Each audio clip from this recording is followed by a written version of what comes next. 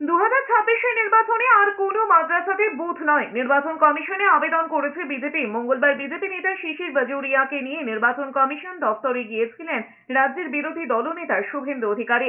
অভিযোগ জানিয়েছেন, ধুলিয়ান শামসেরগঞ্জ মোথাবাড়ির ঘটনার পর সুরক্ষা নিয়ে প্রশ্ন উঠেছে। তাই আগামী নির্বাচনে যাতে আর মাদ্রাসাগুলোয় বুথ না হয়, সেজন্য অ্যাডিশনাল বুথ তৈরির আবেদন জানানো হয়েছে।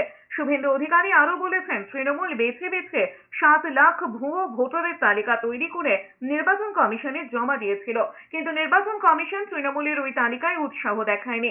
শুভেন্দু অধিকারী বলেছেন, মুখ্য নির্বাচনী আধিকারিক মনোজ আগরওয়ালকে জানিয়েছেন আইপ্যাকের লোকজন বুথ লেভেল অফিসার চেঞ্জ করছে, সেটা নির্বাচন কমিশনের নির্দেশ ছাড়া করা যায় না, সেদিকে নজর রাখতে। কোন মাদ্রাসাতে 2026-এর নির্বাচনে বুথ করা যাবে না। যেসব জায়গায় মাদ্রাসাতে বুথ আছে, বুথ চেঞ্জ করতে হবে। ধুলিয়ান, শামসেরগঞ্জ, মোথাবাড়ি দেখার পরে হিন্দু ভোটাররা এই মুসলিম বহুল এলাকাতে মাদ্রাসাতে ভোট দিতে যেতে নিরাপত্তার অভাব বোধ করছে।